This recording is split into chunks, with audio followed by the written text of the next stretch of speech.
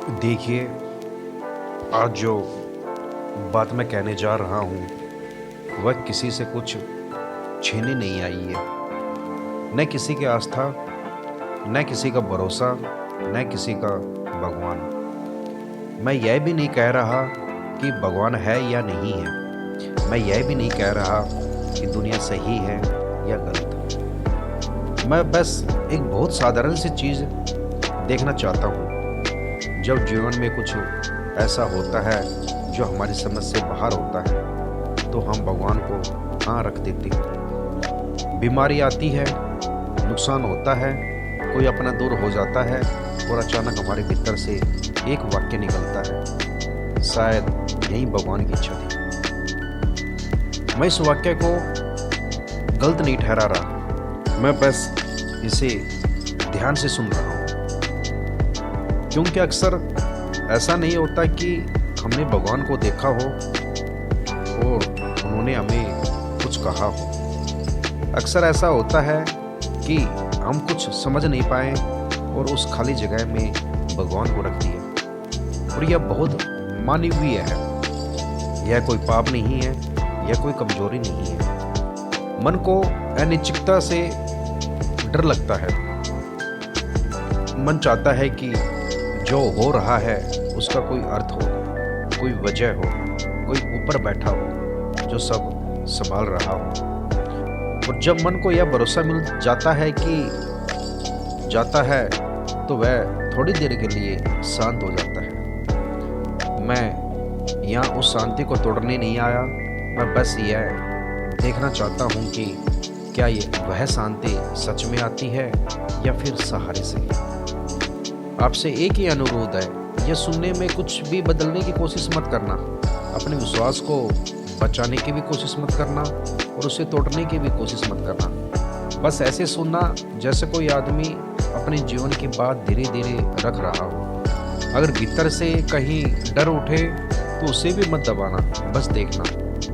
क्योंकि वह जो डर है अक्सर भगवान से नहीं आता, यह हमारी समझ की सीमा से आता है। और जब हम उस सीमा को थोड़ी देर के लिए छेड़ना बंद कर देते हैं तो मन अपने आप ढीला पड़ने लगता है। यह कोई प्रेरणा नहीं है, यह कोई जोश नहीं है, यह कोई जीवन बदल दो वाला भाषण नहीं है। यह एक बहुत शांत बैठना है, जहाँ कुछ भी हासिल नहीं करना, कुछ भी साबित नहीं करना, बस देखना कि जब हम कुछ नहीं समझते तो हम भगवान को कैसे याद करते हैं। यहीं से सुनना शुरू होता है और यहीं से लड़ाई खत्म होती है।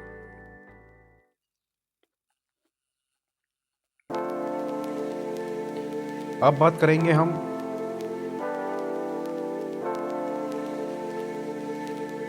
अब जरा जीवन की तरफ देखिए। बहुत ज्यादा नहीं, बस रोज की खबरों जितना। युद्ध चल रहे हैं, ऐसे युद्ध जहां मरने वाले अक्सर वे होते हैं जिन्होंने किसी से कुछ छीना नहीं। बीमारियां हैं, कभी अचानक, कभी बिना वजह। एक आदमी पूरी जिंदगी ठीक रहा और एक दिन शरीर ने साथ छोड़ दिया। गरीबी है, एक ऐसी गरीबी जहाँ मेहनत करने के बाद भी रोटी पूरी नहीं होती। अन्याय है, कभी अदालतों में, कभी सड़कों पर, कभी घरों के भीतर। राजनीति है, जहाँ सच जरूरत के हिसाब से बदला जाता है।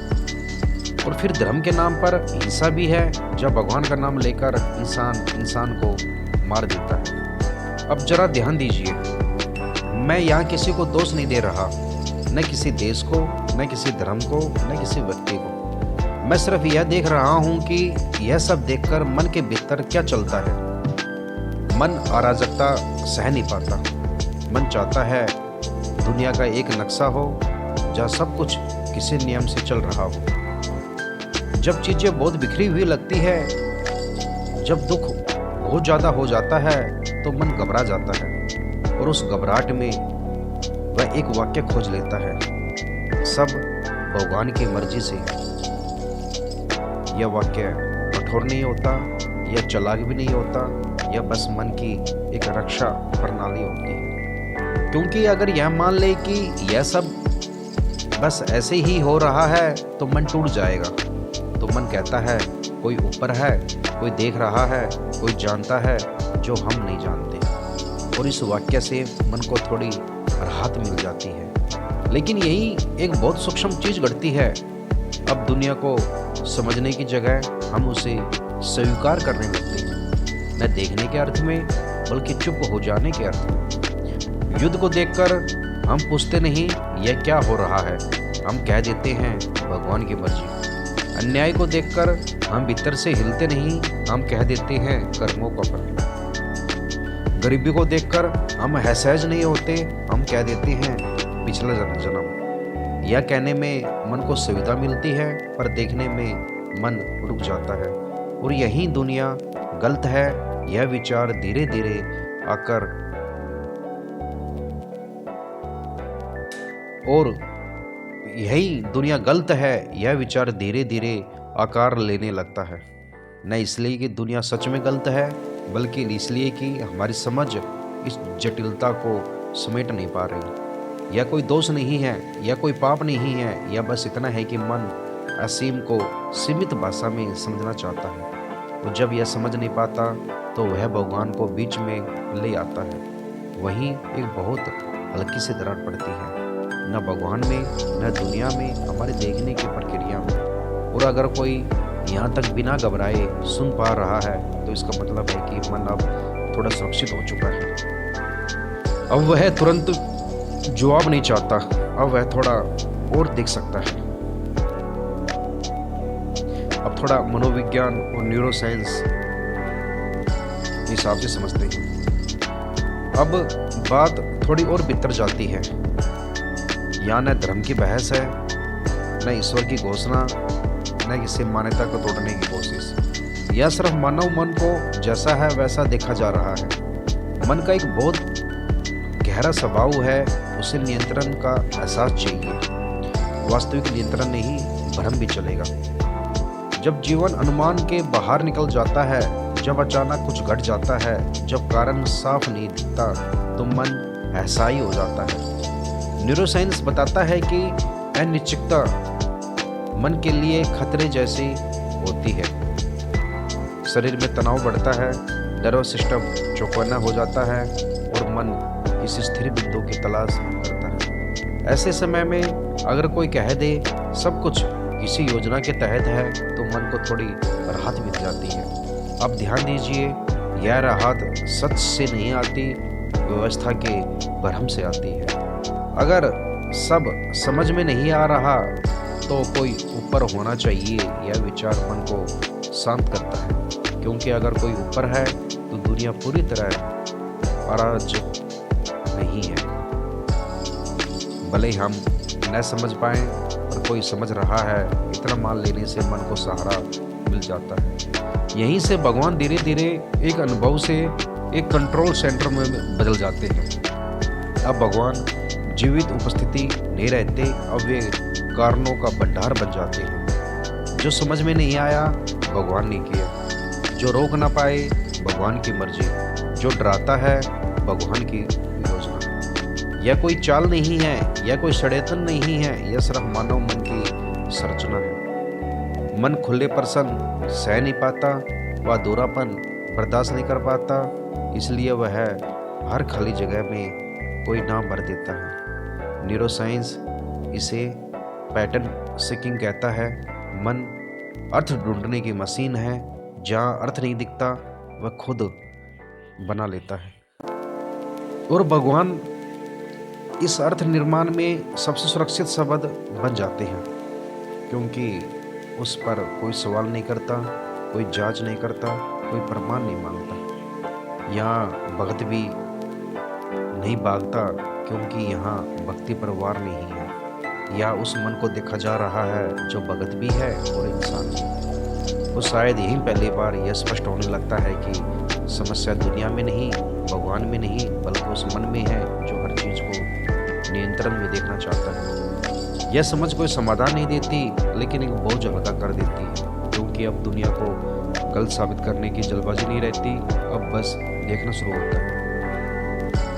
अब थोड़ा शास्त्रों के हिसाब से समझते हैं।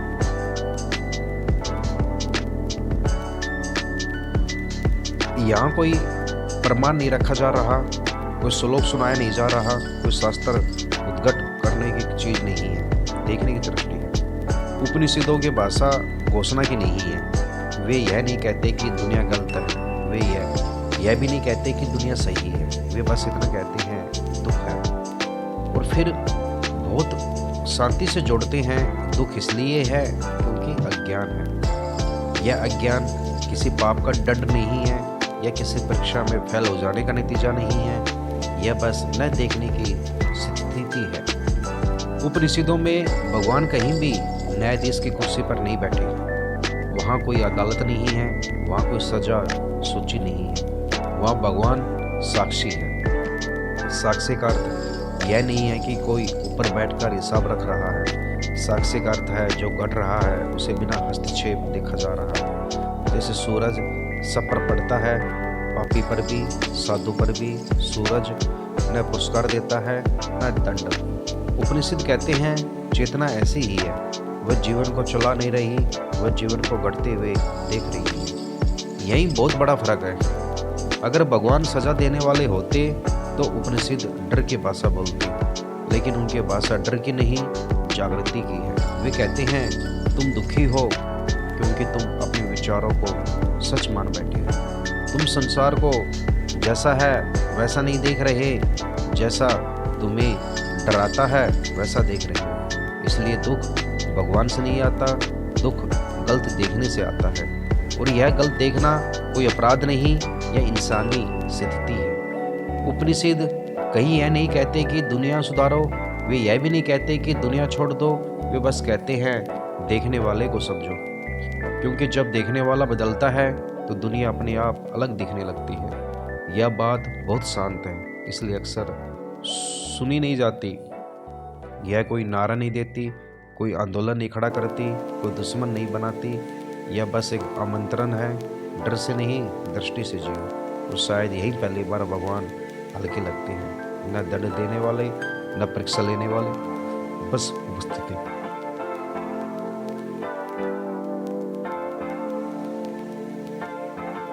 अब बात थोड़ी और गहरी हो जाती है, लेकिन भारी नहीं होती, क्योंकि यहाँ आप विज्ञान को भगवान के खिलाफ नहीं, भगवान की गलत छवि के खिलाफ रख रहे हैं। आधुनिक विज्ञान एक बात बहुत साफ कहता है, ब्रह्मांड में कोई नैतिक व्यवस्था नहीं है। न प्रकृति यह जानती है कि क्या अच्छा है क्या बुरा है, न घरों को फर्क पड़ता है कि कौन सही है कौन गलत। आग जलाती है, पानी बहता है, भूकंप आता है, बीमारी फैलती है। इन सब में कोई दुर्भावना नहीं है, कोई सजा नहीं है, कोई चेतावनी नहीं है। यह बस नियमों के अनुसार घटता है। प्रकृति न न्याय करती है न अन्याय, वह बस जो है वह करती है। अब यही एक बहुत शांत लेकिन बहुत गहरा सवाल अंदर उठता है। अगर प्रकृति सही गलत नहीं जानती तो दुनिया गलत कैसे हो सकती है? हम कहते हैं दुनिया खराब है, दुनिया बिगड़ गई है, सब कुछ उल्टा चल रहा है। लेकिन विज्ञान पूछता है किस मानक से, किस नियम पुस्तक से हम यह तय कर रहे हैं कि ब्रह्मांड गलत चल रहा है? ग्रह अपनी कक्षा में है, भौतिक नियम अब भी काम कर रहे हैं, जीवन जन्म ले रहा है, मिट रहा है, फिर जन्म ले रहा है। ब्रह्मांड अपने स्तर पर पूरी तरह संगत है, तो फिर गलत कहाँ है? यह शब्द प्रकृति से नहीं आया, यह शब्द हमारे मन से आया है। हम दुख को देखते हैं और उसे नैतिक बना देते हैं। हम पीड़ा को देखते हैं और कहते हैं यह नहीं होना चाहिए था। लेकिन विज्ञान बहुत शांति से कहता है जो हुआ वह नियमों के अनुसार हुआ। यह सुनते ही मन थोड़ा घबराता है, क्योंकि अगर कोई नैतिक कंट्रोल नहीं है तो फिर कोई ऊपर बैठा हिसाब भी नहीं रख रहा। यही डर पैदा होता है और उसी डर से हम कहते हैं सब भगवान की मर्जी है या दुनिया गलत है। लेकिन विज्ञान भगवान को नहीं हटाता, वह सिर्फ उसे गलत जगह से हटाता है। वह कहता है भगवान को न्यायाधीश मत बनाओ, उसे नैतिक पुलिस मत बनाओ, क्योंकि नियम चल रहे हैं, दंड नहीं। और जब यह बात अंदर बैठती है तो एक और बहुत शांत बोध पैदा होता है। अगर दुनिया नैतिक रूप से गलत नहीं है तो शायद हमारा दुख किसी साजिश का नतीजा नहीं है। शायद दुख जीवन का हिस्सा है, सजा नहीं। यह समझ कोई समाधान नहीं देती, लेकिन एक भारी आरोप हटा देती है।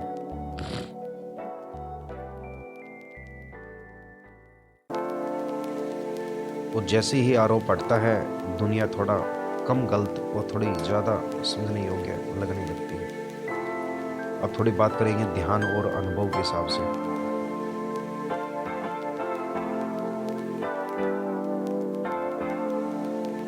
अब आप बहुत देरे एक और परत में उतरते हैं, या तर्क नहीं, या प्रमाण नहीं, या सिर्फ अनुभव। आप ध्यान के भाषा में बोलते हैं, लेकिन ध्यान सिखाते नहीं। आप बस एक स्थिति की ओर इशारा करते हैं। जब मन अशांत होता है तो दुनिया लगातार गलत लगती है।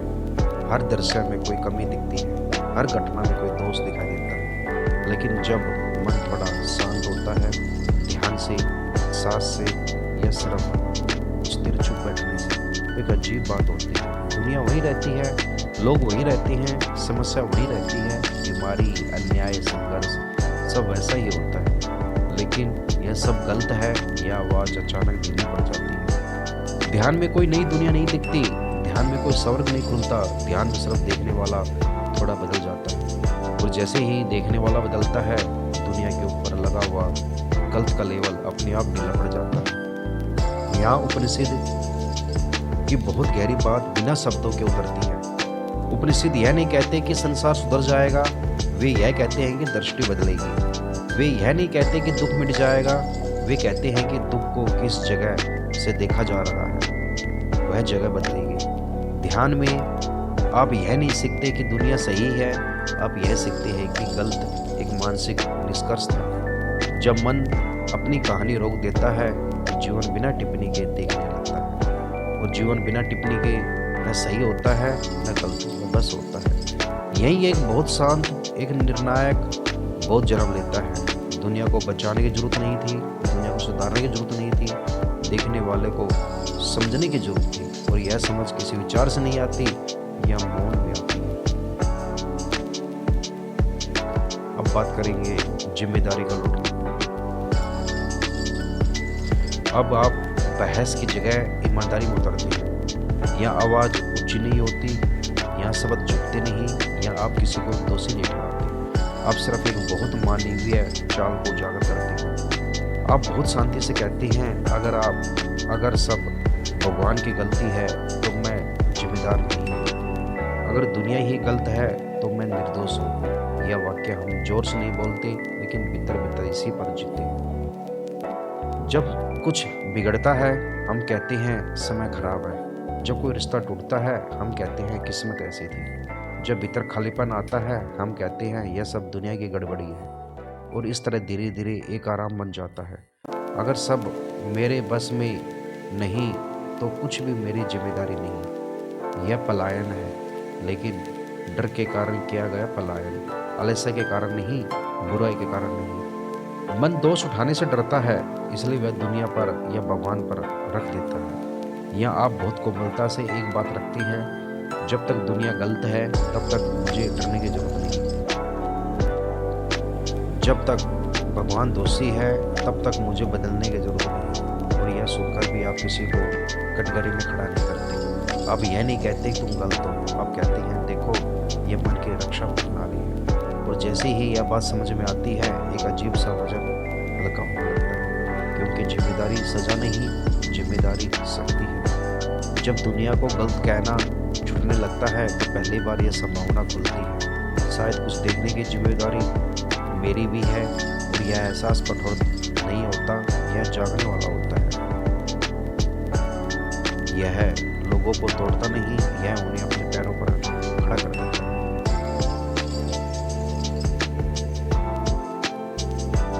अब बात करेंगे बस स्पष्टता की तरफ।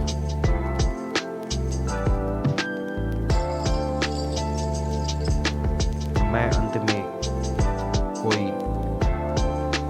हल नहीं देता, क्योंकि जीवन हल से नहीं चलता। मैं यह भी नहीं कहता कि अब तक ठीक हो जाएगा, अब सब ठीक हो जाएगा, क्योंकि दुनिया वैसे ही रहेगी। बीमारी आएगी, नुकसान होगा, अन्याय भी दिखेगा, संघर्ष भी रहेगा। जीवन नरम नहीं हो सकता,